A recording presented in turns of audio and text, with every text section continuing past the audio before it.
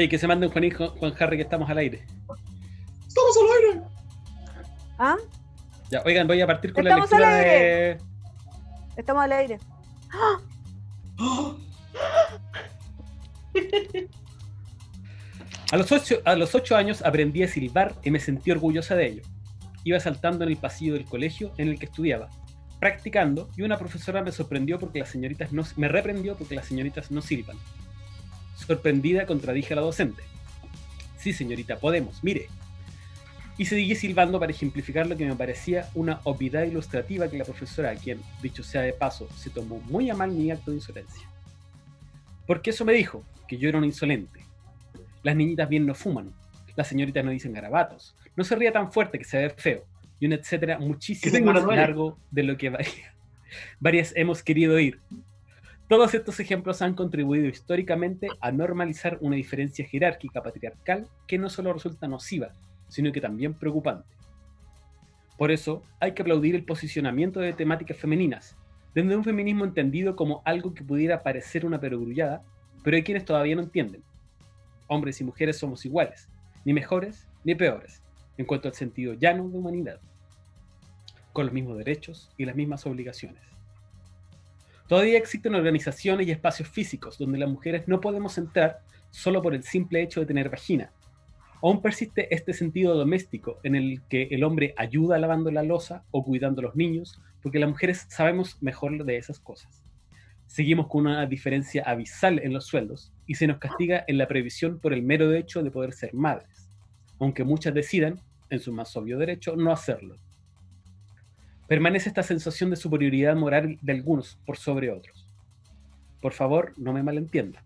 Este libro no es un panfleto hembrista, todo lo contrario. Es necesario entender que lo que hoy es un derecho evidente, lógico, incuestionable e indiscutible, no siempre fue así.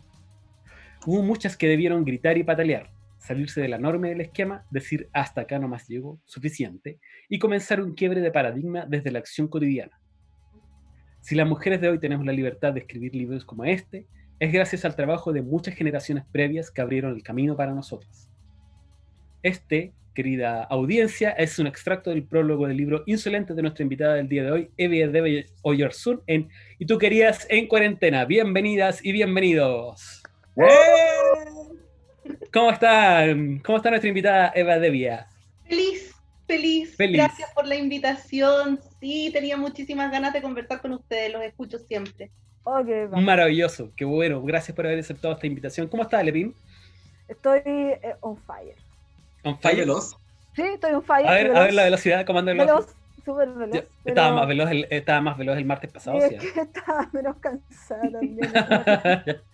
Hoy día es todo rudo. Pero no, bien, bacán y entusiasmado. Bien, ese es el espíritu. ¿Cómo está Hugo Riquelme? Bien, ¿sabéis que es como un buen día para haber hecho este Y tú querías? Porque hoy día he estado con mucha incontinencia verbal. De hecho, se me salió una expresión durante tu lectura del prólogo. Pero a las 6 tuve una transmisión en vivo con los chiquillos de Aurea y ahí me desahogué harto, así que estoy bien, estoy tranquilito. Bien. Lo planaron. Sí, le dejaron mansito. Así es. J amansó a la fiera. Oye, conversemos con Eva. Queremos conocer un poco de cómo ha sido para ti entrar en el mundo narrativo, cuáles son tus fuentes, cuáles son tus orígenes narrando, básicamente conocer tu vida como autora. Y para eso nos gustaría mucho saber qué fue lo que te motivó a ti a ser primero que todo una lectora, aprovechando también de enlazar con que estamos en la semana del libro. Sí, es una semana bien simbólica, es un mes bien importante. Hace un par de semanas atrás estuvimos celebrando a través de la editorial del cuarto libro, del que acabas de leer el prólogo, Daniel, editorial CESOC, estuvimos celebrando a la Gabriela Mistral y sus 131 años de su natalicio. Hoy día en particular es un día bien importante y un poco doloroso para las letras chilenas, porque acaba de fallecer la escritora chilena Marta Blanco, así que quiero partir hoy día. Falleció a puertas del Día del Libro, además, Entonces quiero hacer un sentidísimo homenaje a esta periodista. Me queda muy grande el decirle colega a una periodista de esas características. Así que todos mis respetos para su familia y para toda la gente que la admiraba y que siguió su carrera con muchísimo respeto. Eso es lo primero. En segunda instancia, ser lectora, yo creo que aprendí a hablar acompañada de los libros. Pasa que en mi familia siento yo que el proceso de la educación es sumamente importante y la educación viene antes del colegio, sino que viene desde la familia, pues, el núcleo de la sociedad. Y mis padres, sobre todo mi madre y mis abuelos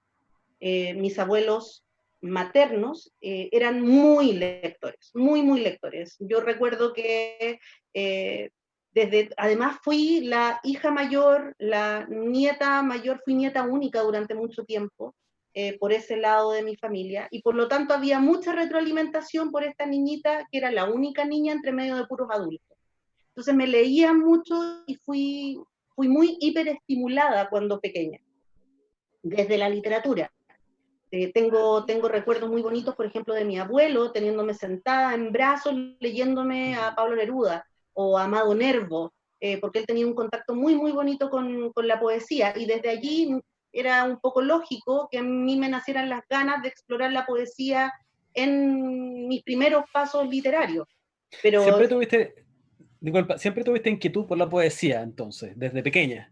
desde muy chica. De hecho, creo que mi primer intento literario paupérrimo debe haber sido como a los 8 años más o menos, en que me pasaron dos cosas. Por un lado, escribí un poema horrible, que por suerte se quemó, ya no existe en ninguna parte, pero era una especie de oda al cepillo de pelo. Como ves, yo soy una persona bastante... Entonces, a mí me torturaban cuando pequeña y me peinaban. Peinar a una persona crespa no es una buena alternativa, pero eso mi mamita, que es más lisa, no lo tenía muy claro. Entonces ella insistía en peinarme todos los días. No estaba internalizado. Es claro, no estaba internalizado todavía. Y de hecho, el resto de mis hermanas son todas lisas. Pese a que fueron medias crespas, no, valoran mucho la cosa lisa. Yo soy la nota disonante dentro de ese lado de la familia. Y Literalmente la oveja sí, de la algún oveja club de crespa. la familia. La oveja crespa de la familia. La oveja de la La familia. oveja de la familia. Sí. Bueno, pero por el otro lado, por el lado paterno, ahí están los rulos en todo su esplendor. Así que por ese lado tenían harto más claro que no había que peinar. Pero en fin, el punto es que ese mismo año, mientras escribí esa famosa oda al cepillo de pelo, que es horroroso, o era horroroso porque ya no tengo cómo rescatarlo, gané un concurso literario en el colegio, con un muy mal plagio, por lo demás, porque uno lo mira con la retrospectiva del tiempo, y tenía mucha influencia del Principito encima. Entonces había una combinación media extraña, de una búsqueda con extraterrestre, habían unos visos como de ciencia ficción entre medio, una cosa muy rara. Pero me gané mi primer concurso, mi primer premio en literatura, me lo gané a los 8 o 9 años por ahí. Oye, espérate, estamos hablando de narrativa, ¿cierto? Sí, eso era narrativa. O sea, ¿Cómo empecé fue? a explorar en Porque paralelo. yo quiero contextualizar un poco la época, que no era un buen periodo en Chile para la narrativa, y la de ficción era, si hoy tiene poca valoración, en esa época era nula. Nada, Pero, nada. Estamos hablando de fines de los 80, principios de los 90. Somos más o menos de la misma generación, por lo tanto, más o menos, no vamos a decir edades, porque ¿para qué? Además que con el señor Leal nos conocemos hace una veintena de años por los Sí, avatares. ¿para qué vamos a contar más? ¿Para qué? Porque Eva tiene un pasado oscuro. Oh, no, pero no, pues si ya lo tiraron, tienes que explicarlo. sí, pues, ¿qué onda? O sea, Sí, tenemos una audiencia que quiere saber de qué se trata, por qué se conocen hace tanto demonios. tiempo. Yo y mi boca grande, ¿viste? Ya lo dijeron. Daniel, hay que destapar esto. Pasa que cuando yo salí del colegio, como era muy aplicadita, cuando uno salía del colegio en la década de los 90, y tú eras buena para las artes, pero también eras buena para castellano, castellano, nótese la antigüedad, para castellano, sí. y para historia, te decían que lo que tenías que estudiar era derecho. Ah, claro. Porque ¿qué otra cosa ibas a estudiar si no era derecho? Obvio, no te Obvio, quedaba más obvio. alternativa. Tienes que ser abogada. Por lo tanto, porque además me fue bastante bien yo di la prueba de aptitud académica, estoy con el carnet en estos momentos rebotando al otro lado de la cortina. Culpable de lo mismo, así que Sí. bien. Entonces, claro, pues tuve una pasada media metafísica y surrealista tal vez por la Escuela de Derecho de la Universidad de Chile. Y compartimos aula con el caballero en primer año. Así es. Mira, qué sorprendente. Me sorprende. Lo bueno es que la Eva no alcanzó a llegar a ese semestre en el que le enseñan que hay que decir, no me discuta, soy abogado. No, vio la luz me arranqué antes. Ahora no me discuta, soy escritora. Es verdad. Claro. No me discuta, soy periodista y soy escritora. No me cuestione que soy periodista. Hoy fascinante en todo caso. Algo pasa ahí con los estudiantes de Derecho que deciden escribir. Algo les pasa ahí. Es que hay cierta rayadura. No los dejan hablar. Una cosa les pasa. Yo creo que pasa con la mayoría de las humanidades en términos generales, pero en el caso del derecho, y espero de corazón que el paradigma esté cambiando un poquitito, a mí me da la sensación, Daniel puede dar más contenido respecto de ello porque él perseveró en la carrera, se quedó. Digamos, yo huí, cual novia fugitiva salí corriendo, pero después de mis pesadillas con Kelsen. Pero en ese entonces yo conversaba con todo mi entorno, ese año entramos 315 personas o 320 personas a primero. ¿Cuántas mujeres? Éramos varias, estaba bien paritaria. Era más o menos parejo. Sí. No sé cómo habrá sido el resultado final, digamos, cuántas llegaron a término dentro del proceso de la carrera, pero al menos en el ingreso era bastante paritario. Y en ese entonces tú conversabas en lo que era el Mato Grosso en la Escuela de Derecho de la Universidad de Chile, que ya no existe, porque hicieron una serie de remodelaciones. El Mato Grosso. Sí, era bonito el Mato Grosso. Grandes momentos se vivieron en ese lugar. Y en ese entonces, y en ese contexto, conversando con los compañeros, la mayoría en realidad no amaba el derecho como vocación, como llamado vocativo. La mayoría querían ser profesores de filosofía o profesores de historia, sociólogos, antropólogos. Pero también querían comer. Hartos que querían estudiar periodismo, pero todos estaban muy conscientes de que me voy a morir de hambre si estudio eso, entonces no. Claro. Hay que comer. Es que sí, pues hay que comer. Entonces, por eso me salí y estudié una carrera muchísimo más lucrativa, comprenderás tú que entre el derecho y el periodismo, obvio. Además que hay periodista y escritora. Sí, y espérate, además, docente, además porque me dedico a la academia, entonces ya ahí... Buenas decisiones en la vida. Sí, me cansé de ganar plata, así eso es. Por eso empezaste a escribir de nuevo. Por supuesto. Es una ahí está el money, se sabe. Por supuesto. Volvamos a esta historia retrospectiva. Estábamos en tu tierna infancia ganando concursos literarios con narrativa de ficción en una época que era difícil ganar con narrativa de ficción.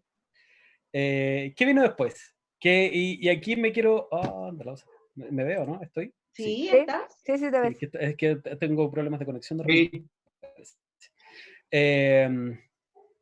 ¿Qué pasó una vez que una vez que avanzaste a la adolescencia? Porque conversando con otras personas que se dedican a escribir, durante la adolescencia como que el bichito por las letras se apaga. Como que deja de zumbar. Se apaga, pero no se apaga. Es que yo diría que muta. Hay distintas maneras de generar catarsis y en términos personales siempre he sido una persona bastante emocional. Bien, me carga decir que estoy sensible porque esa cuota o esa chapa de la sensibilidad genera susceptibilidades heteropatriarcales que me cargan. Entonces, como que quiero dejar la sensibilidad de lado, pero sí hay que entender que soy una persona con hartos vínculos desde sus emociones. Estoy muy conectada con mis emociones. Y mientras hartos de mis amigos o de mis conocidos en el colegio o en los colegios, porque yo nunca duré más de 2 años en un mismo colegio, no porque me fuera mal ni porque repitiera, sino porque mis papás me cambiaban mucho de colegio, como era la mayor, estaban siempre buscando una mejor educación para mí. Entonces me cambiaban de colegio, y no solo de colegio, sino que además de ciudad, porque ellos eran bien nómadas. Entonces me cambié por hartos lados. En ese constante cambio, en ese constante escenario, yo me refugiaba mucho en algunas cosas, como por ejemplo, en la guitarra. Aprendí a tocar guitarra cuando tenía 11 años, 12 años, y cuando estaba muy superada con mis emociones, agarraba la guitarra y me ponía a tocar hasta que se me pasaba. O me ponía a escribir. Pasa que en la adolescencia generé la dinámica de diarios de vida, lo que puede ser muy bueno o muy malo. Querido diario. Exacto. Exacto. Y rayé un poco en la preadolescencia con la Ana Frank, ponte tú. Entonces hacía un juego de, un juego que hoy día entiendo que es muy literario, pero hacía un juego en el que yo conversaba con la Ana Frank a los 11 o a los 12 años en estos diarios de vida. Entonces yo le escribía a la Ana Frank, no le escribía a un diario de vida. Locuras que hace uno, pues sí. Chalada de siempre, digamos, nada que hacer. Cosas de escritura. Claro, cosas propias de los ejercicios literarios. ¿Y te arrancaste un poco de la poesía? Me pasa que la poesía es como una ola en mi existencia. A veces viene y a veces se va.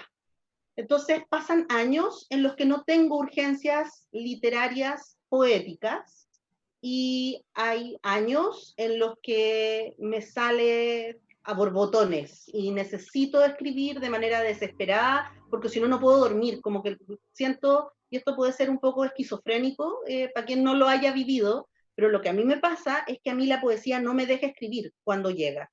O sea, no me deja escribir, no me deja dormir, ahí sí, no me deja dormir. Entonces,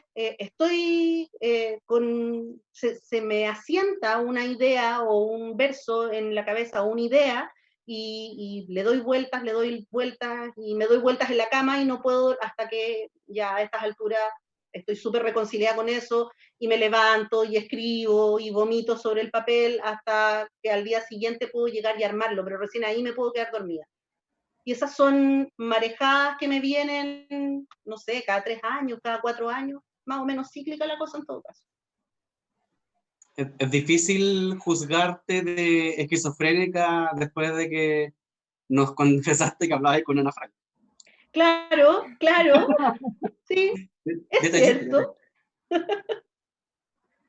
No, pero me hace todo el sentido, además. Es como esta sensación de que es súper ridículo de repente, pero yo he escuchado gente que dice que de repente, así como la inspiración no llega nunca, o que la inspiración te pilla trabajando, hay gente a la que le cae como un rayo y no lo deja en paz. Yo lo he visto, lo conozco. No me ha pasado, pero lo he visto. Sé que ocurre. Sé que ocurre. Entonces, sí, todo el rato. Yo tengo... No, cuente. Tú ibas a decir algo. Bueno. Hay muchos escritores de narrativa, me imagino que a Daniel y al Hugo les debe pasar, o a lo mejor no les pasa, sería bueno saberlo, pero de pronto generan diálogos con sus propios personajes. Los personajes les empiezan a narrar la historia en el camino. Sí. Y ellos querían llevarlos hacia un lado, y resulta que el personaje agarra voluntad propia en el camino y termina llevándolos para otras partes. Sí, los personajes se mandan solos al final. Y en mi caso, por lo menos, según lo que, o sea, de la mano de lo que menciona la Eva, cuando yo camino, porque me gusta caminar mucho, evito lo más posible el transporte público, y como me muevo en distancias cortas, voy a todos lados caminando, y en ese andar me voy inventando diálogos con mis personajes. Así es que entiendo las conversaciones que mencionaba ahí de Ana Frank. Y efectivamente llega un momento en el que tus personajes adoptan una personalidad y tienden a mandarse solos o a decir cosas solos. Exacto. ¿Se mandan solos? Sí, se mandan solos. Sí. Son insolentes. Bastante. Son muy insolentes. Bueno, algunos, depende del personaje. A mí me pasa que la trama se manda sola. ¿Qué va a sacar el pin? Yo tengo este libro. Ah, muy bien. A mí me lo regaló el Hugo. ¿Sabían ustedes eso? Yo sí sabía porque me hizo Mira, firmarlo para el... Eva lo escribió, yo leí el prólogo, el Hugo lo compró y se lo regaló a Pin. El círculo está completo. ¿Ves? Pura interacción acá, pura interacción. Este círculo de la vida, así como que ha encontrado su fin. Libro comprado durante la furia del libro. Así es. Cierto, también. Bueno, aparte de que a mí personalmente el prólogo que leyó, parte del prólogo que leyó Daniel, me hace muchísimo sentido porque, por Dios, que cuesta cuando a uno le dicen, no, pero es que las chicas no hacen eso. Nos criamos en una generación similar en que de verdad las chicas no hacían muchas cosas, y para uno decir, oye, pero si puedo, mira cómo lo hago, mira cómo lo estoy haciendo. ¿Cómo que no puedo? Claro, pero ¿cómo no se va a poder si yo lo estoy diciendo? Pues no es posible. Pero me gustaría que me fuera contando, primero, ¿por qué elegiste a estas? Porque Insolentes, este libro que está aquí, es un libro, para los que nos están viendo, que contiene biografías de mujeres insolentes. Pero no son biografías, esta cosa así como histórica, media latera de repente, que el año que hizo tal cosa y cruzó el río y todo aquello, no. Son además biografías que hablan mucho como desde el lugar de inspiración que ocupan también estas mujeres. Entonces como que las conocemos a partir de lo que hicieron por nosotras, siento yo, pero también como de qué manera su presencia nos ha inspirado. Y mi pregunta respecto a esto es, ¿por qué las elegiste a ellas? Está Rosita Serrano, Matilde Ladrón de Guevara, Matilde Pérez, Ana González, Violeta Parra, Gabriela Mistral, Sonia Viveros, que encontré notable que estuviese Sonia Viveros aquí. Reina, estupenda ella. Malú Gatica, Guadalupe del Carmen. Maravillosa. Como... La Guadalupe era una genia. Yo dije, la Eva poniendo en relevancia a Guadalupe del Carmen, y por eso quiero saber por qué las elegiste a ellas. Yo después de mi paso turístico por la Escuela de Derecho de la Universidad de Chile, salí corriendo y me metí a estudiar periodismo, a puro ganar plata, como ya sabemos. Me metí a estudiar periodismo, más que la vocación por el periodismo mismo, por el amor a la libertad de expresión y de comunicación. Soy esencialmente una comunicadora, he sido toda la vida buena para conversar, así como cuando chica me molestaban y me decían que estaba vacunada con aguja de vitrola, entonces como franes te juro, eso decían de mí, hacían bullying. Sí, he sido muy buena para hablar toda la vida. Sí. Entonces yo dije, bueno, ya que tengo esta característica, saquémosle lustre a esta característica. Pero había una faceta B dentro de esa búsqueda del periodismo. Y es que toda la vida me ha gustado escribir porque es como más cómoda me siento. De hecho, siendo muy buena para hablar, me gusta más escribir que hablar. Entonces me metí a estudiar periodismo y en ese camino de estudiar periodismo y de ejercer el periodismo, abordé un montón de dinámicas y de caminos y siempre con el bichito paralelo del mundo de la cultura. El mundo de la cultura me pesaba y me rondaba en el lado como si fuera una mosca que andaba ahí, así como, oye, por aquí, hey. Y en ese proceso tuve la fortuna de conocer o de interactuar, de ir forjando el camino profesional al ladito de herramientas culturales. Entonces trabajé, hice las comunicaciones de Penguin Random House Mondadori, en ese entonces era sin Penguin, eso sí, era solo Random House Mondadori. Durante un año aproximadamente estuve allí, en el año en que la Isabel Allende ganó el Premio Nacional de Literatura, tuve el honor de acompañarla en ese proceso, y debe haber sido uno de los años más felices de mi existencia en términos literarios puramente, estaba trabajando en El Paraíso. o en el paraíso para una persona amante de las letras, ¿verdad? Irónicamente fue el año en el que menos he leído en toda mi vida, porque las dinámicas de producción editorial de una multinacional te obligan a estar sobre la marcha en un montón de actividades relacionadas al mundo del libro, pero no dentro del libro. Me doy toda esta vuelta larga para decir que en el camino profesional, además de trabajar en herramientas vinculadas a la cultura, tuve una revista digital con una socia, y esa revista abordaba el mundo de la cultura, además de las terapias holísticas, porque esta mujer es muy multifacética y también tuvo un trabajo durante mucho tiempo en una revista especializada en el mundo espiritual, holístico, terapias complementarias, etc. En esa revista, nosotros marcamos como pauta la necesidad de hacer un rescate de grandes valores culturales desde las artes, de manera transversal. Y ya que éramos las dueñas de la revista, nosotros nos pauteábamos solas y definíamos a quiénes íbamos a abordar mensualmente. En ese proceso hice la biografía de la Violeta Parra, de la Teresa Binsmont, de la Gabriela Mistral y creo que de la Matilde Pérez, no me acuerdo muy bien, pero hice varias de las insolentes. El proyecto editorial fracasó y me quedé con hambre de seguir conociendo, porque entendí que era como la punta del iceberg. Quedé con muchas ganas de generar más apertura de conocimiento desde la vida de mujeres potentes para el mundo de la cultura en Chile. Ahora, el cómo está escrito el libro se justifica por mis preferencias periodísticas. De todas las dinámicas periodísticas, la que más me gusta, porque es la que más se acerca a la literatura propiamente tal, sin dejar de ser periodismo, es la crónica literaria. De hecho, mi segundo libro es un libro de microcrónicas, el de Tránsitos Urbanos, y este cuarto libro son crónicas biográficas, no son biografías nomás.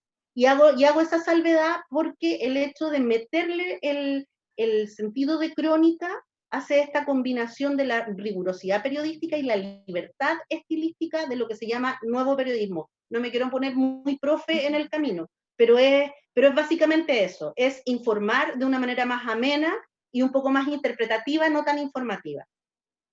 Eso. Es muy entretenido. ¿Sí? ¿Tú lo recomiendas, Lepin? El libro es muy entretenido. No, está bien. Sí. Sí, porque además es como lo que les decía antes, poder tener un acercamiento a mujeres, porque además es algo que yo sé que repetimos caleta y eventualmente más de alguien se va a enojar, pero la historia está escrita por hombres, entonces hay una cantidad de mujeres que están ahí, que han hecho cosas maravillosas por todo, por la cultura, por las artes, por todo, y no están porque la historia está escrita por hombres. De hecho, estoy armando en estos momentos, aprovecho de pasar el anuncio, que voy a armar un taller de literatura o sea, un taller de escritura creativa y de lectura de las 4 escritoras que aparecen en el libro, básicamente porque hay un tema de afinidad y de cercanía, hay un trabajo importante desarrollado con ellas, pero además ese taller que va a empezar en mayo, el coronavirus me dejó en stand-by con un proyecto un poco más ambicioso y más grande, que era un taller de escritura femenina latinoamericana. Ese proyecto es mucho más grande y las dimensiones requerían un rango de presencialidad como para poder trabajarlo. El que estoy armando ahora, vinculado a las insolentes escritoras, que son 4 poetisas además, porque había que generar un corte. La Lepin recién me preguntaba que cómo había elegido a esas 16 mujeres. Hay 4 capítulos separados, porque son 4 mujeres, 4 áreas por cada capítulo, porque había que generar un cortapisas en algún minuto. Se me quedaron muchísimas afuera, y estoy súper consciente que se me quedaron muchas afuera. La María Luisa Bombal viene a tirarme las orejas y las patas en la noche cada cierto rato. Pero Insolentes 2. Pero ¿sabéis qué? Es súper posible. La sensación o sea, lo que confieso que no he terminado de leer tu libro. ¿Ya? Agradece la honestidad. Eso sí, es que porque yo termino de leer muy pocos libros. Ok. ¿ya? Porque voy saltando de uno a otro, entonces me demoro mucho en terminar de leer un libro, a menos de que sea algo muy cortito. Pero lo que me gustó y me llamó la atención de tu libro, Malenchu, aparte del estilo en el que está narrado, que es como súper cercano, es que no son nombres que vemos siempre. No No, es, no es como que ya, vamos a hacer como un recopilatorio de mujeres notables, y aparece la Gabriela Mistral, aparece no sé, la Elena Teresa Mismont, Cafarena. y van apareciendo nombres que se van repitiendo, pero y tú te quedás con la sensación de que ya, pero tienen que haber más también, pues sí. Y yo siento de que en ese aspecto tu libro le pegó o le dio esa dosis de frescura que necesitábamos revisitar a estas mujeres insolentes. Yo también las llamo las mujeres notables porque, como dice la Levin, no se quedaron con el no se puede, tú no podías hacer eso porque eres mujer. bueno, Y eso lo encontré muy bueno, muy, muy bacán. la tremendísima periodista y también escritora Alejandra Matus, que súper, súper generosa, escribió unas líneas muy cariñosas al inicio del libro, gracias por la confianza ahí.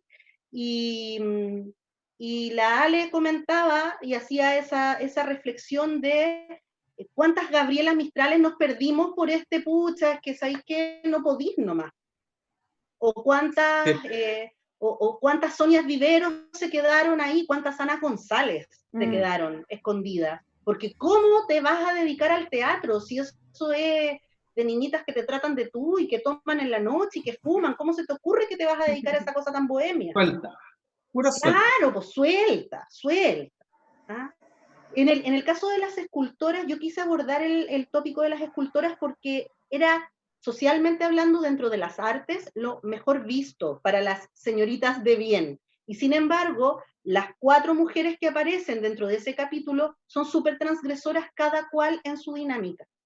O sea, está la creadora del arte cinético, un referente mundial, salió de Chile y todavía no termina de ser reconocida como tal. Entonces, hay muchos ejemplos. Por ejemplo, también está esta movida tan potente generada por la Guadalupe del Carmen, este fenómeno de cómo el pueblo chileno, la popularidad nacional, agarra y se identifica profundamente con las rancheras. Y uno se va al campo y escucha rancheras, casi Sí, más que cueca. Por no decir sí, lisa y llanamente más Más. que cueca y sería. ¿Ah? Es más.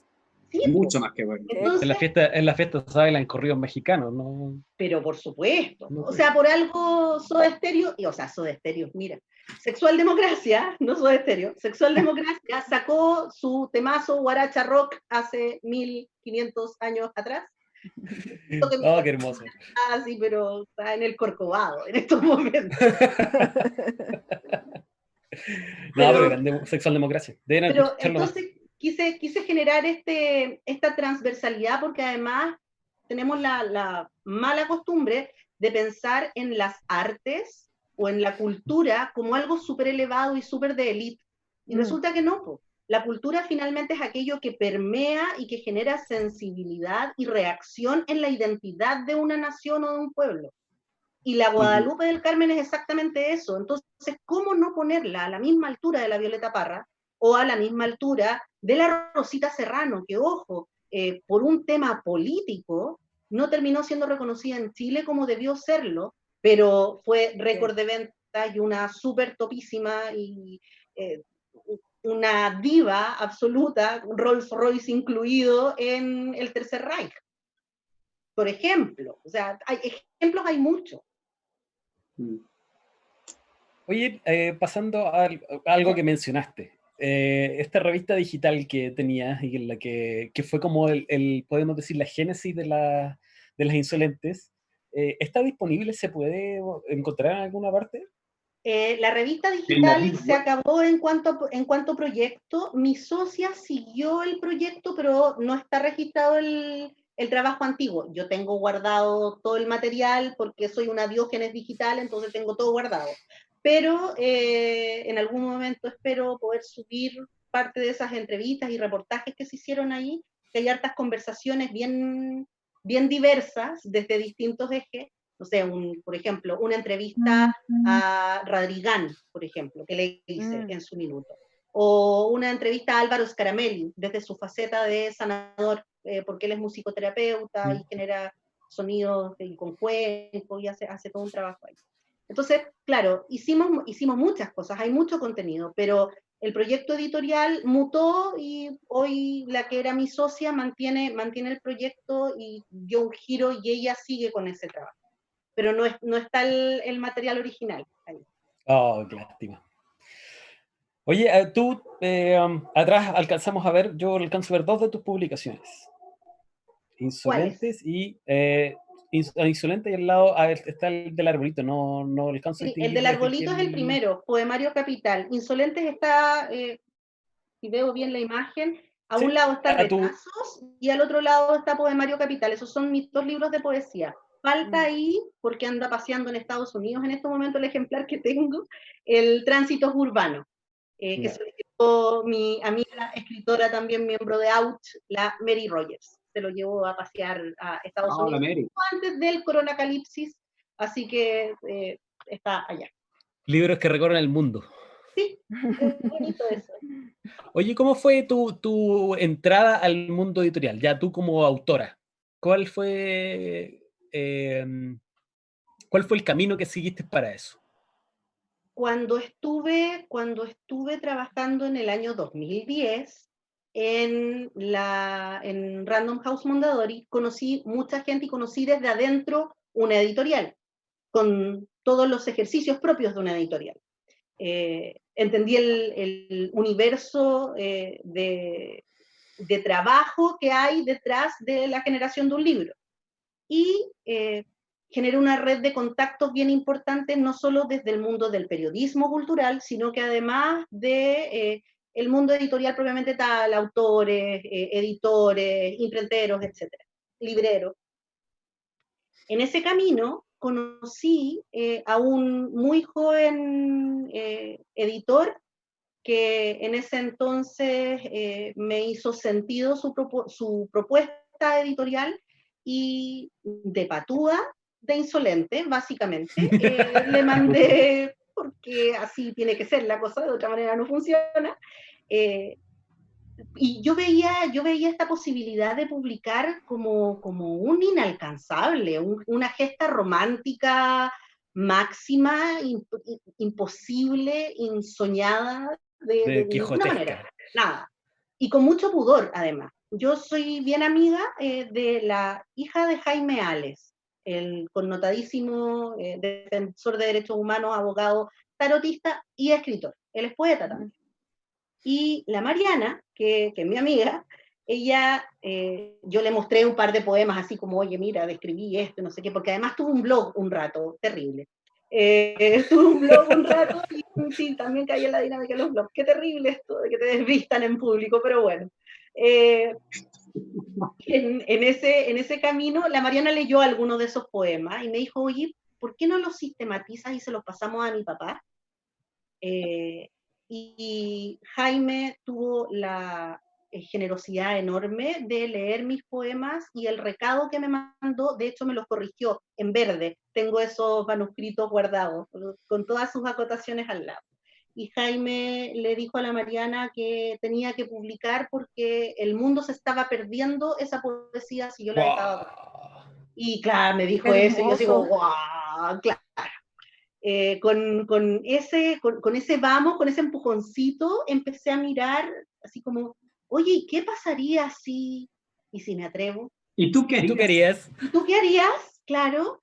Y yo quería, tengo esta mala costumbre, que parece que es buena costumbre, de entre hacerla y no hacerla, siempre es mejor hacerla, como mucho te va mal, pero no te quedaste con la duda. Entonces le escribí a el que era el editor de esta editorial con la que saqué inicialmente Poemario Capital, sin ninguna pretensión. Le dije, mira, te mando el manuscrito para ver qué es lo que te parece. Y la respuesta del Elías fue, oye, ¿y hay pensado una portada para el libro? Y ahí, claro, ahí me volví loca. Me volví loca. Esto fue el 2016. Sí, el 2016. El 2016 salió Poemario Capital, con una editorial, con una microeditorial independiente, con una línea ideológica súper potente, un poco anarco, entonces no tenían ganas de meterse en el circuito de las librerías, por ejemplo, estaba solo en las dinámicas de las ferias a las que iba este editorial, y luego pasaron un par de años y conocí el mundo de las editoriales cartoneras, y me encantó la propuesta de las editoriales cartoneras. Yo estoy muy enamorada del trabajo que hace una editorial cartonera en particular, que es Opalina ¿Cuál? Factoría. Ah, la opalina es seca. Seca la opalina, sí. Súper, súper bueno. Tienen una factura preciosa, Sí. y además su trabajo, además de ser muy pulido, Chinoy sacó algunos libros de poesía en esa misma editorial. Y ellos tienen un trabajo de servicio editorial que es súper transparente, porque ellos tampoco entregan, ellos te cobran por la impresión y por la edición finalmente. La primera editorial no me cobró nada, y ellos hicieron toda esta puesta en escena completa. Y yo saqué el segundo libro, que es un poemario cortito, que es Retazos, a través de Opalina. Y el año pasado saqué una reimpresión de Poemario Capital a través de la misma editorial, que es el del arbolito que deja ahí arriba. Pero así me animé a escribir, de patúa, de insolente. A publicar. A publicar, sí, de escribía de siempre. Sí. Que se requiere también cierta insolencia para escribir, o sea, para sacar lo que uno tiene adentro. Y compartirlo. Tiene que combatir con sus propios demonios y compartirlo también. Yo creo que es el compartir lo que requiere mucha insolencia. Sí. Sí. Un poco de exhibicionismo a veces también. Harto, diría yo. Y porque claro, escribir, todos aprendemos, la gran mayoría, a escribir en el colegio, aunque claro, hay algunos que llegan a la universidad y todavía no saben escribir muy bien, pero básicamente aprenden a escribir. Uno aprende a escribir en el colegio, aprende a comunicarse por escrito en el colegio. Ahora, el paso siguiente, el compartir esta escritura, requiere un correr este límite de lo público versus lo privado. Hoy día con internet y con las redes sociales esto se ha corrido a un rango exponencial. Sí. Entonces tenemos un montón de chicos y chicas que hoy están escribiendo en Wattpad, por ejemplo, y hay un montón de otras plataformas, y claro, ahí podríamos generar una conversación distinta, un poco más academicista tal vez, respecto de cuál es la valía de los textos integrados en las plataformas digitales, pero eso es harina de otro costal. Así es. Eso da para una conversación Esa amplia. conversación requiere alcohol. Y da para seminario. Es cierto, igual. Eso, por favor, sí. Me acordé de Michael Ende. Eso es parte de otra historia y será contada en otra ocasión. Sí, y una empanada, porque hoy día nos autorizaron a comer empanada. Ah, sí, muy bien. Muy bien. Empanada. Una de queso para mí, por favor. ¿De queso? Sí, por favor. Aplaudan. Frita. Sí, aplaudan. Oye, ¿hay más preguntas antes de pasar al desafío? Sí, ¿y tú querías? Yo quiero el desafío. ¿Tú quieres el desafío? Inquietísima, sí. Bueno, como esto es ¿y tú querías? A nuestra invitada de hoy, que es nuestra primera invitada de ¿y tú querías en cuarentena? Le planteamos el desafío habitual y le preguntamos: Eva Devia, ¿y tú querías si el virus muta y se transforma en una mala persona? Es que casi me cuesta el empezar a dormir afuera este texto, les contaré. Dejé muy preocupado a mi pareja con este texto, muy, muy preocupado, porque claro, dentro de las condicionantes que ustedes entregan en este desafío es que tiene que haber un vínculo, una referencia a la persona que escribe, finalmente al hablante, ¿no? Entonces, mi pareja encontró que había muchos elementos coincidentes y está muy preocupado, muy, muy preocupado, me mira de reojo cada vez que le hago referencia al cuento, así que está complicada la cosa. Sí. Porque además Por yo soy favor. una persona muy jaquecosa, entonces va por ahí. Ya. Bueno, Sí. cuéntanos entonces. Tu Jaqueca. respuesta. Desde que empezó el encierro, el enjambre jaquecoso la despierta día por medio. 1.000.000 de saetas punzantes y tibias en la coronilla, un batallón de hormigas de metal recorriéndole la nuca, una lanza de vudú en el ojo derecho. Depresión y jaquecas, el sino de las escritoras se malconsuela, mientras arrastra su adolorida humanidad hacia el botiquín tratando de hacer la menor cantidad de ruido posible para no despertar a Julián. Aunque me pusiera a cantar a grito pelado, este huevón no despertaría, reclama para sus adentros, con la urgencia de la envidia generada por la placidez del otro humano entre las sábanas. No termina de comprender cómo necesita del televisor encendido toda la noche para conciliar ese sueño tan profundo. Desde que se fueron a vivir juntos, ella tuvo que adaptarse a esta odiosa manía y usar tapones se volvió su tabla de salvación. Daban lo mismo sus jaquecas, el televisor no se apagaba jamás. El olor de la caja le da arcadas y la boca se le llena de una saliva amarga. Traga con dificultad mientras tantea entre fluoxetinas, clonazepanes, diclofenacos, tapsines y un sinfín de tiritas plateadas con píldoras multicolores de indefinible procedencia. Debió ponerse los lentes, piensa, porque los más 3.5 de hipermetropía que acarrea hace años la han vuelto un topo que apenitas distingue formas sin las gafas de por medio. Aunque para encontrar el cefalmín no son necesarias. Podría distinguir los manchones rojos como cápsulas de sangre comprimidas en el blister, incluso con los ojos vendados. Mierda, quedan apenas 2, y estamos recién a... ¿Qué día es hoy? No tiene idea. Después de la segunda semana, Rosario se despierta con la sensación de un lunes eterno, protagonizando una versión muy beta del Día de la Marmota. Claro que esta versión de la película no funcionaría porque estamos en Santiago y no en Punxsutawney, y porque acá no hay marmotas. Con Cuea ella tiene a Julián y a un gato viejo y mamón que chilla por atención desde la terraza. Agua.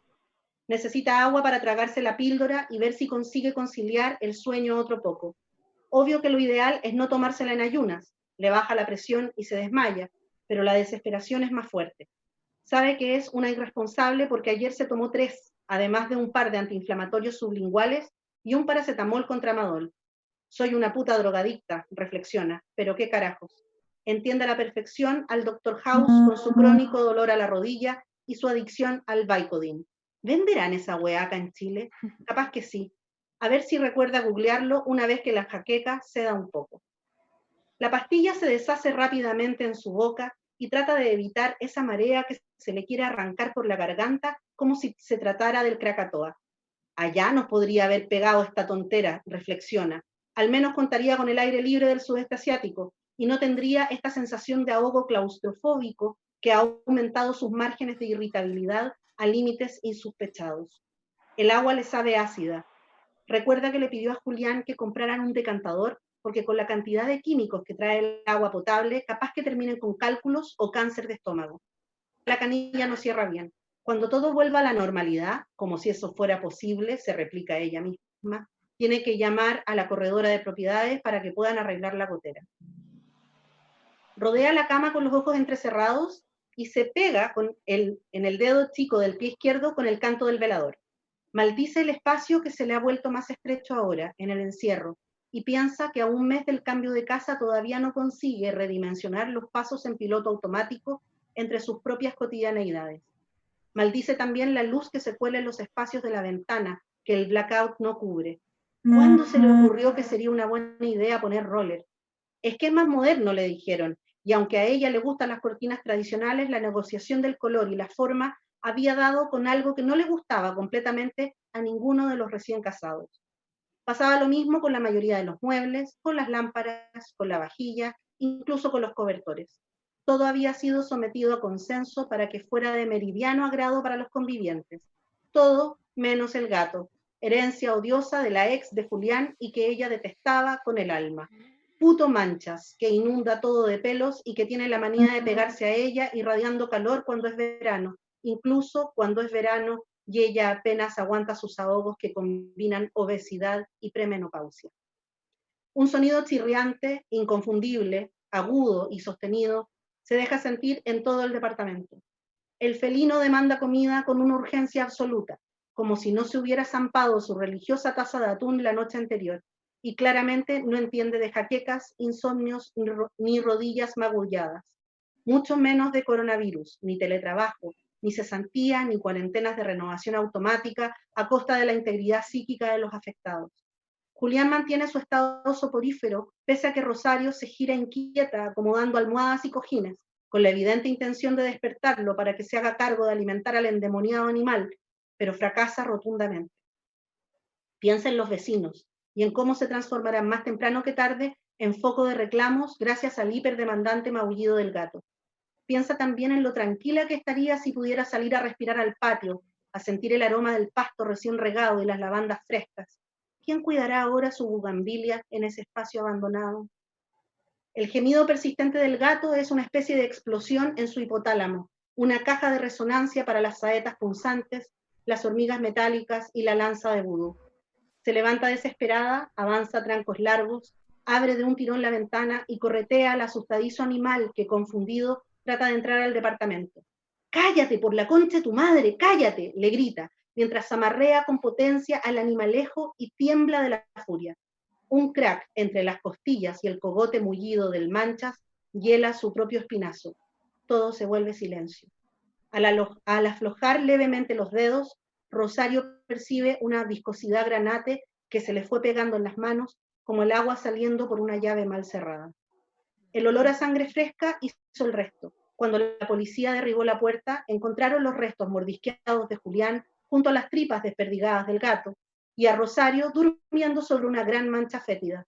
Pese a la detención, despertó sonriendo porque ya no le dolía la cabeza y había descansado como no lo hacía hace más de un mes.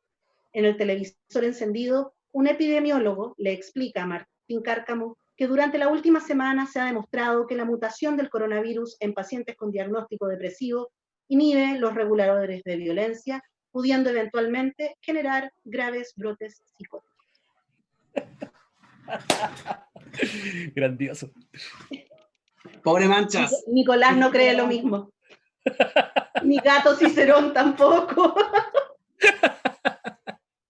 Un cuento tan bello. ¿Te Es gustó? maravilloso. Es Un maravilloso. cuento tan bello, tan bello. Laura.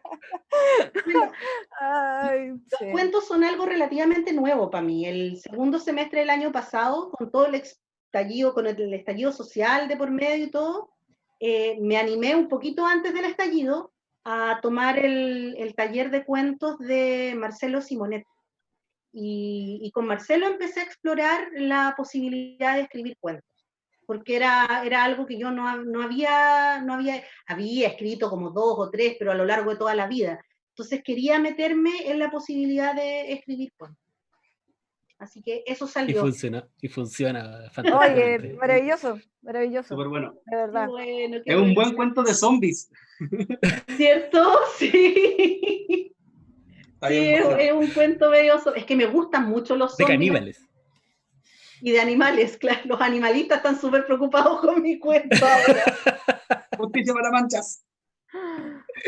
Está bueno el Sí, cuento. A mí me gustó. oye, ustedes se preocupan más de Manchas que pobre Julián que terminó ahí No, mordisqueado. yo siento que está todo muy bien. Yo no estoy preocupada por nadie. Así como, Fue su destino. Ahí, No fin. merecía morir, ella necesitaba aliviar su jaqueca, fin. lo dolía mucho la cabeza, ustedes no han pasado por eso, claramente. Es verdad. El tema de Sí, las pero no jaquecas con alguien al lado. es complejo, La es complejo. jaqueca. Sí, pues, sí, ahí cambia la cosa. Es complejo. Sí. Sobre todo con el encierro. A uno le cambia mucho el genio con el encierro.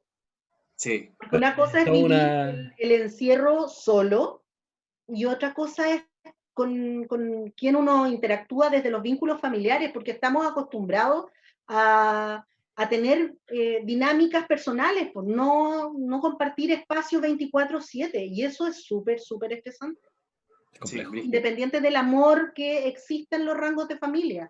Es un factor de estrés extra. sí, y gatillante de muchas cosas. Esperemos Muy que no dé cosas como el cuento. No. Esperemos. Esperemos que no, que el virus solo mute en la literatura y en la narrativa. Pero ojo, Daniela, ahí hay un punto re importante porque leí, lamentablemente no tengo la fuente a mano, pero las denuncias por violencia intrafamiliar han aumentado un 500% a raíz de Mm. este brote, de esta Sí. pandemia. Entonces, es un tópico, el daño psicológico, la merma psicológica que tiene en las personas, que ya sabemos que la salud mental de nuestro país está muy al debe antes de todo esto. Con esto ya es como, bueno, y terminamos todos en el Peral. Nos vemos allá. Sí. Sí, es verdad. Es trágico. O sea, yo creo que después de esto lo que se viene es tomarse realmente en serio la salud mental, porque va a terminar todo el mundo chiflado o más chiflado de lo que ya es. Hay tantas urgencias, además. Ha evidenciado de manera tan potente la pandemia a nivel global, porque ojo, esto ni siquiera es solamente en Chile, esto es a nivel global. La fatiga del sistema, la demostración de que el sistema desde el capital no funciona pensando en la dignidad social más amplia, ni siquiera lo estoy polarizando políticamente, estoy hablando de estructuras de dignidad, nada más. Entonces hay tantas falencias, hay tantas patitas, esto es como una pelea de pulpos siameses, y es como una orgía de pulpos siameses, porque tiene muchísimas patas, muchísimas aristas. Entonces va a estar súper difícil distinguir cuál es la urgencia dentro de todas las urgencias, para poder empezar a tirar los hilos para rearmar. Y lo que a mí lo que a mí me preocupa es que la señal ya no es alentadora, pues si ante el mismo tema del aumento de las denuncias de violencia intrafamiliar, que son una señal evidente que tenemos un problema y que dentro de ese problema está contenido también dentro de la salud mental, fue mandarnos a trabajar. Claro. O sea, la solución no fue hagámonos cargo del problema de salud mental, la solución es ya, vayan a trabajar para que vuelvan a su rutina. Claro. O sea, no queremos ver este problema en realidad. Sí. Y eso a mí me deprime bastante, me genera más problemas que soluciones. Yo, ¿sabéis qué? O sea, a propósito de eso también, y respecto a cómo la estructura se ha ido mostrando como la estructura desgastada que es, para mí tuvo que ver con el tema de la apertura de los malls, y como que leí mucha gente en redes diciendo, oye, pero ¿cómo se te ocurre que va a ir a un mall después de, como que está en una pandemia y te va a ir a meter a un mall? Y hubo alguien pero hubo alguien que así como que le entrevistaron y dijo, sí, lo que pasa es que a veces uno no tiene plata para poder comprar. Y yo dije, loco, la gente que estaba yendo al mall en Quilpué era gente que estaba yendo a comprar sus alimentos a crédito, que es algo que no está haciendo hace un mes, es algo que lleva años haciendo, ¿cachai? Entonces también tenéis una estructura que ha permitido eso, y que cuando nosotros nos paramos y decimos, oye, ¿cómo se te ocurre ser así de consumista? Tampoco estamos pensando en que hay un sistema que obligó en algún minuto a la gente a tener ese nivel de consumo, a sobreendeudarse para poder alimentarse.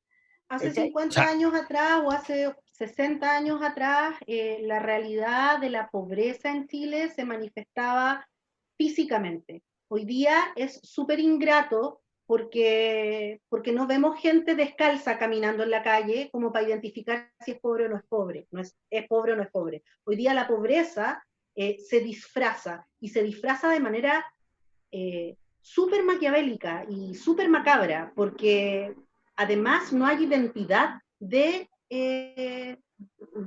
pobreza, finalmente. No voy a hablar de identidad de clase para no ideologizar el discurso, pero finalmente es eso, porque la persona que es pobre no se define a sí misma como pobre. Claro. Y la clase media es lo más elástico que existe en nuestro país. Entonces la persona que gana el sueldo mínimo es clase media, y el que gana 5 millones de pesos también es clase media. Entonces, finalmente, los enemigos poderosos de los que habla el señor presidente están permeados de manera brutalmente inteligente al interior de todas las casas, sobre todo de las casas más pobres. Por eso es tan importante la educación. Ese es uno de los motivos principales por los cuales yo hago clases, además. porque es súper importante generar esa discusión al interior de personas que están haciendo el ejercicio reflexivo. Y sabéis que es súper importante tener el espacio para discutirlo, porque una de las cosas que yo me he dado cuenta ahora, dentro de todas las arrebatadas que hacen las redes sociales, es que hay un sector en particular que cuando tú emites una opinión de crítica, objetiva, lo que sea, te dicen, oye, pero si no vais a aportar, mejor no digáis nada. En este momento tenemos que estar todos de acuerdo con lo que está haciendo y apoyar al que está tomando las decisiones. Y es como que, chucha, esa cosa me suena como el calladito te veis bonito, ¿cachai? Tal cual. Es como, no, pues, loco, si cuando, objetivamente, cuando las cosas no se hacen bien, es tu deber denunciarlo. Claro. ¿Cachai? No por el hecho de que estamos en una situación de emergencia, tenemos que sí o sí alinearlos y decir así a todo lo que nos dicen de arriba, ¿cachai? Claro. O sea, de hecho, si miramos, igual esto no es una dinámica nueva, no es que se dé solamente en las redes sociales. El invisibilizar es transversal a la historia de América Latina. Hemos invisibilizado una serie de cosas desde que nos colonizaron, incluso más atrás, o sea, podemos hablar un poco desde la perspectiva latinoamericana, pero hasta hace poquito nosotros celebrábamos el día, ¿cómo era? El Día de la Raza. El Día de la Raza. Sí. Y hoy por hoy estamos, claro, porque Colón vino a conquistar América. Ese era el lenguaje, y es súper potente. No quiero sonar a Coelho para mis cosas, pero el lenguaje genera realidades. Y es cierto. Pero es Maturana. ¿Es Maturana? Muy bien. Menos mal. Me gusta mucho más citar a Maturana que a Coelho. Pero es que es como estas frases usadas que salen siempre, ¿cachai? Sí. Entonces es como, bueno, como la Pilar Sordo en el camino. O el arte que no sana es arte, que es como, Jodorowsky, ¿cachai?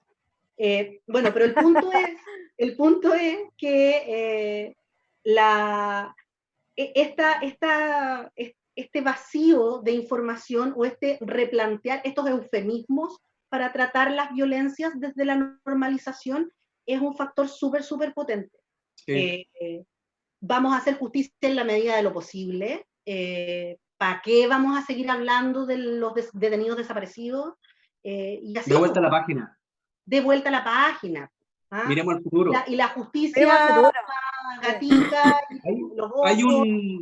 hay un dejo también empresarial en el discurso, y te lo digo desde mi experiencia de trabajo en grandes y medianas empresas, que tiene que ver con el famoso lenguaje positivo, en donde cuando tú estás en un trabajo y te mandáis una cagada, no es un problema, es una oportunidad de mejora. Claro. Y es como que, no, loco.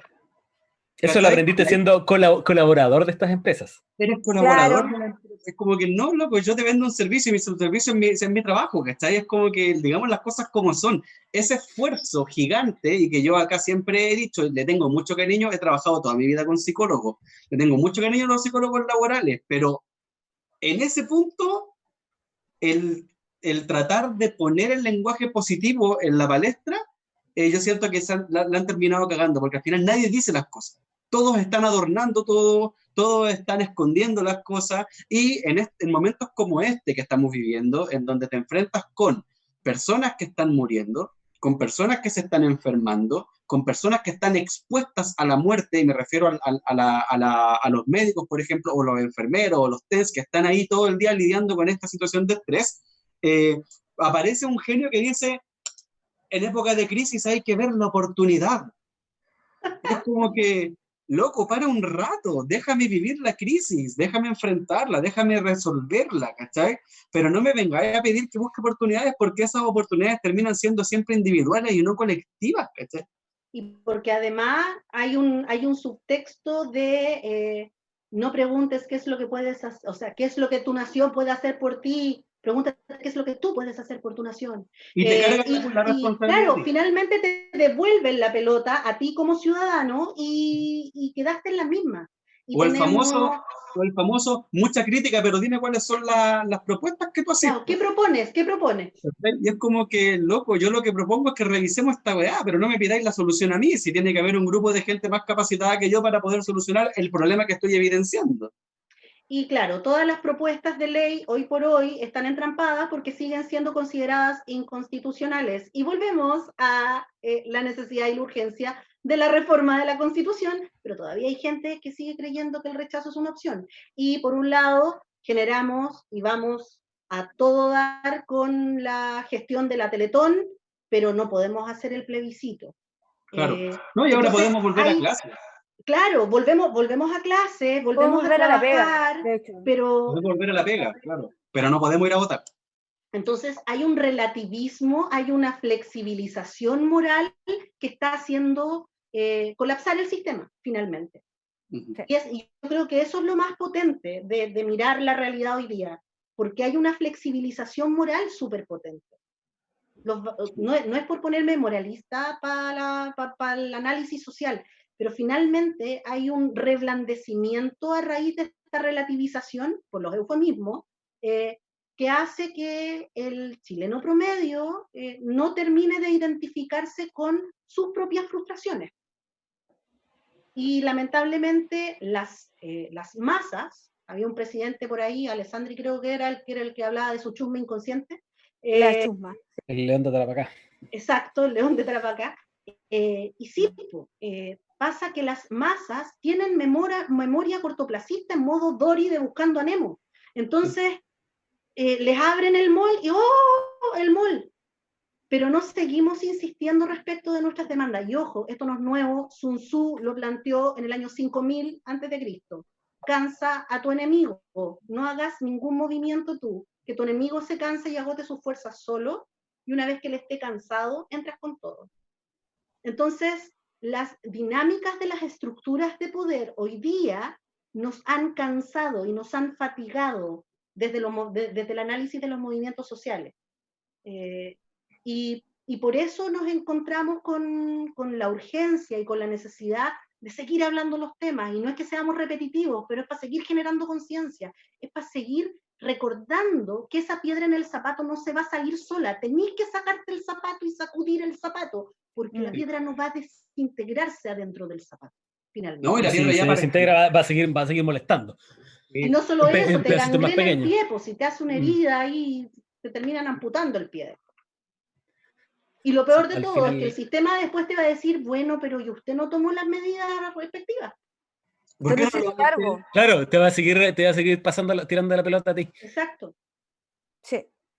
Y lo peor es que, al menos en la circunstancia que estamos viviendo ahora, nos dicen que nos hagamos cargo de determinada forma al principio, o que no nos hagamos cargo al principio, no use mascarilla, vaya a su lugar de trabajo, pero como conserve la distancia social, etc. Después te dice, use mascarilla, no vaya a su lugar de trabajo, los niños se quedan en la casa sin ir al colegio, y después vuelta a empezar a buscar la forma de retomar una normalidad que es absolutamente inexistente. Bueno, pero, o sea, no hay pero forma que de considerar que la normalidad hoy día si no tenemos la certeza de que no solo nosotros mismos vamos a estar sanos, sino que la gente que nos rodea, y sobre todo nuestras personas mayores. Todos tenemos algún afecto que es una persona mayor y que es más vulnerable que nosotros. Lo dijo Angela Merkel. Lo dijo Angela Merkel, volver a la normalidad manteniendo encerrada a nuestros ancianos es por lo menos inmoral. Por supuesto. Es muy importante. Fíjense que ahí hay una reflexión bien bonita. Hay mujeres líderes en distintas naciones a lo largo del planeta que han administrado esta época de crisis de manera bien eficiente. Bien eficiente. Entre ellas la Angela Merkel. Sí. Bueno, estaban ahí, no sé qué medio fue, que estaba destacando que el liderazgo femeninos a nivel mundial estaban manejando muy bien la crisis, y como contrapartida que el liderazgo masculinos eran nefastos. O sea, tenemos a Bolsonaro, tenemos a Trump, tenemos. Entonces, claro, sí, hay una... No sé ustedes, yo no voy a hacer caso a lo que la autoridad dijo, esto de que nos podemos juntar a tomar café. A mí me encantaría juntarme a tomar café con mis amigos. Me muero de ganas de hacer eso. Pero soy lo suficientemente consciente como para entender que es súper peligroso hacerlo. Sí. Sí, porque te van a tirar los platos a la mesa. Claro. Agarre el maquiato que va volando, claro. Regio. No, gritando. Yo dije ayer, no me junto, pero gritando. Claro, A a 2 2 metros. metros. Gritando a 2 metros. Y como yo Oye. vengo al campo, puedo gritar. Una Tengo buena buenos opción. pulmones, tengo pulmones bien criados en el campo, así que sí puedo hacer. Bueno, de alguna forma en esta parte del programa adelantamos un poco. Nosotros habíamos invitado antes a la Eva cuando estábamos con el especial del proceso constituyente, antes de que se modificaran los plazos y empezara la pandemia. Y ahora como que estamos adelantando esa invitación que se tuvo que postergar hasta que empecemos nuevamente más cerca de octubre.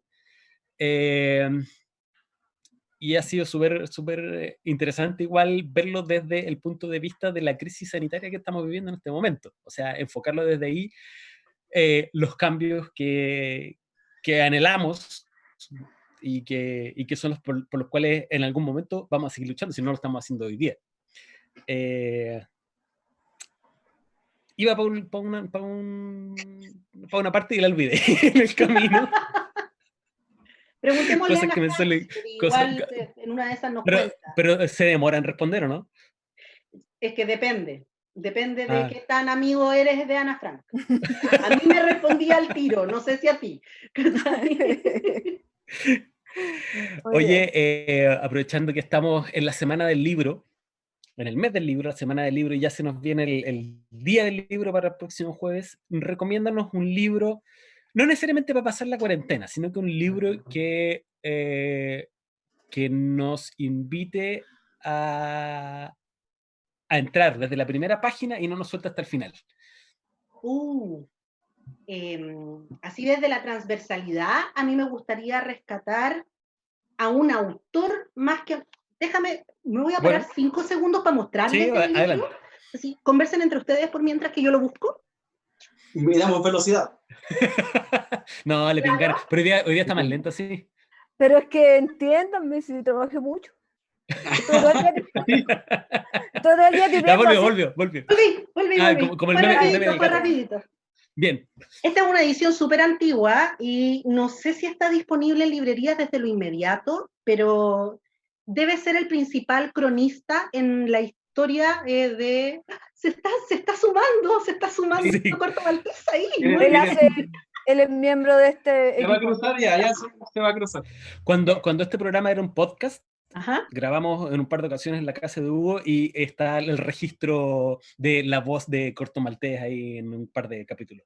Excelente. Yo cerré la puerta de este lugar para que mis gatos no inundaran el proceso, porque si no, yo no tengo al Manchas, pero tengo a Martina y a Cicerón y hubiesen estado encima mío con la cola por acá todo el rato. Un caos.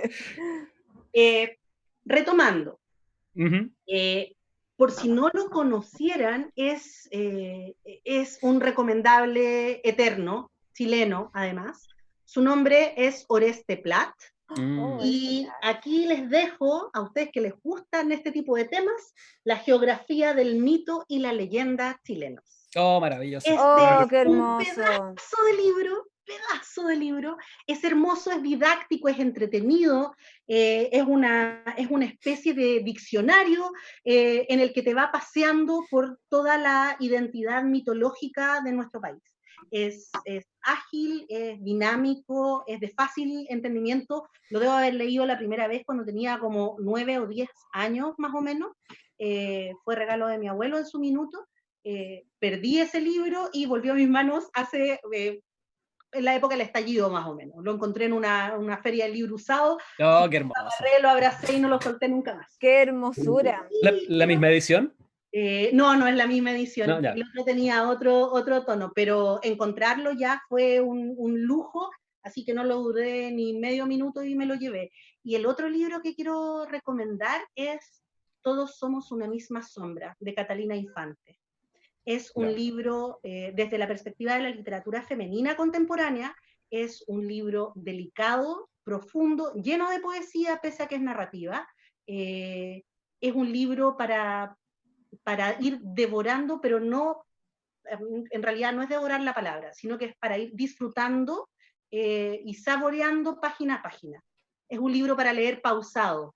para sacarse estas vorágines del mundo encima y para ir leyendo lentito. Es Ahí tiene excelente libro un libro para leer pausadamente. Sí. A ver si lo termina. En una de esas. Tal vez. Alguna de esas. Claro.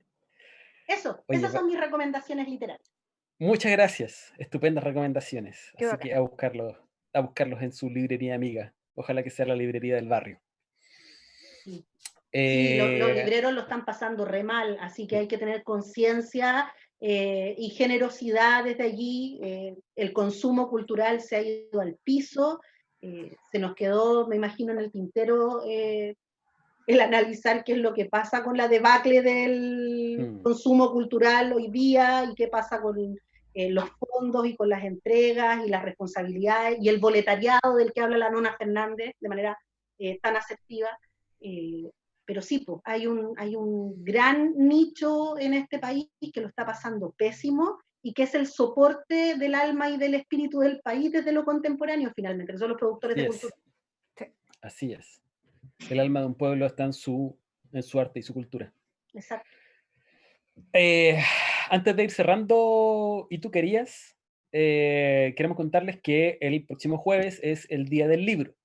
Por tal motivo, Aura Ediciones, la editorial que tuvo la deferencia de publicarnos a Hugo y a mí, va a realizar una maratón de lecturas con todos sus autores publicados a la fecha, entre las 3 de la tarde y las 20 horas. Va a estar terminando a las 20:30, aproximadamente 20:15, 20:30.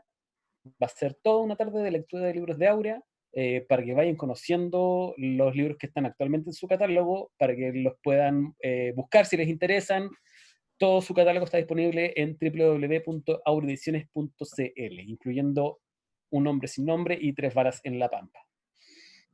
Chiquillos, Eva, les tengo una pregunta. pregúntenos. ¿Ustedes han podido escribir en esta contingencia? Yo sé que el aislado aburrido, qué nombre te pusiste, Hugo. Aislado aburrido, genial. Yo sé que el Hugo sí, porque comparte activamente sus procesos a través de las redes sociales. Pero Daniel, ¿tú has podido escribir? Pocaso. Si ustedes no me hacen escribir, yo no escribo. Así no he podido, nada. Hicimos nuestra parte entonces. Sí, gracias. Sí, qué bueno. No, yo escribo pocaso y yo en lo que estoy en este momento es un guión de novela gráfica, entonces tampoco estoy escribiendo en prosa, sino que en texto llano, explicándole al ilustrador qué es lo que va pasando en la historia. Claro. Ayer pude escribir para eso, efectivamente, lo compartí con Fabián, con el ilustrador, y quedó encantado con lo que escribí, así que de repente se producen chispazos medio inspirados, como hablábamos delante. Qué bueno. Sí, y ahí voy generándome de a poquito el ánimo de ir anotando algunas cosas para seguir avanzando, porque si no me quedo pegado. Yo soy lento per se, entonces necesito un envión. ¿Y la Alepin? Yo lo logré ayer, después de un mes, que fue como... no, pero así, trágico, todo el rato, porque a mí me gusta mucho escribir sobre cine, entonces estar un mes sin escribir sobre cine era una cosa seria para mí. Pero ayer logré sacar algo, así que me siento muy conforme y feliz. Qué bueno. Bien, ayer fue el día. Ayer fue el día, sí. Ayer fue el día. Es que el principio de la semana el libro. Espero que se mantenga este espíritu. Vamos. Si no, no va a haber éxito. Es verdad. Es Cierto. verdad. Sí. Cierto. Eva Devia, Mayenchu, estamos muy agradecidos por esta conversación, por haber aceptado nuestra invitación a Y tú querías en cuarentena, por tu cuento extraordinario, de verdad que lo disfrutamos muchísimo. Y nada, pues ojalá sigamos en contacto, que podamos retomar estas conversaciones en algún momento, ya sean virtualmente, y si el destino nos sonríe pronto, también puede ser en persona. Sea en el formato que sea, lo importante es que sigamos conectados. Hay que ir adaptándose a las circunstancias del tiempo. El año pasado era imposible dimensionar lo que pasó antes del 18 de octubre, lo que se nos venía a fin de año. a principios de este año no teníamos cómo imaginar qué era lo que nos iba a pasar en marzo. Sí. Vaya a saber qué es lo que nos depara julio, ponte tú. Ojalá no salga el caso. Quiero pasar un dato importante. Insolente se puede comprar de manera online. ¿Ya? Te lo van a dejar a la casa. Oh, ¿Dónde? bueno. Te lo mandan a domicilio. Se puede comprar a través de la página web de la editorial, que es CESOC, CESOC, Centro de ¿Ya? Estudios Sociales, CESOC, o bien a través de su distribuidora, que es Ruta Book. Lo pueden buscar en redes sociales, ellos también están ahí. Así que cualquier consulta por esos lados. Y se los van a dejar a la casa sanitizados, envueltos en plástico, ahí con todo lo que sea. Maravilloso. Bacán. Muy bien. Bacán. Tremendo dato. Hugo, palabras de cierre. Apruebo.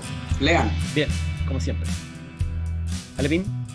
Voy a colgarme de la Eva y voy a decir que este libro, que no es tan fácil de encontrar, que es de Gabriela Mistral, se llama Pensando a Chile, es una recopilación de Jaime Quesada y no es poesía.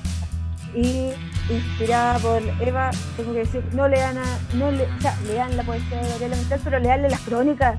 Es lo mejor que tiene, o sea, no sé si es lo mejor que tiene, pero es infinitamente más cautivante. Era una Para mí. excelentísima ensayista.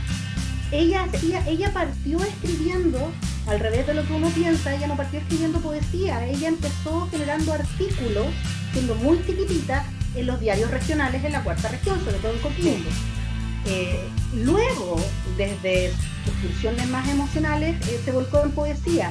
Y pasa que socialmente nosotros, por esta cosa de los eufemismos chilenos que ya habíamos conversado, tenemos la maña de mirar a la Gabriela, que es súper políticamente incómoda para la realidad del momento en el que vivió. Entonces se le encasilla como la profesora de escuelita rural, muy amante de sus alumnos. La cosa maternal, ¿cachai? Ah. Como el sacrificio, todo aquello. Claro. No, esta cuestión está.